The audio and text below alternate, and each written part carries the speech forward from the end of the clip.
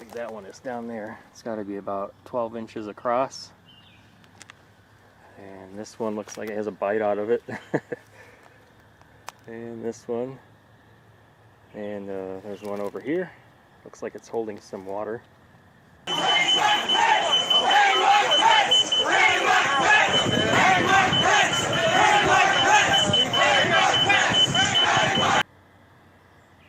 I think it's time to go.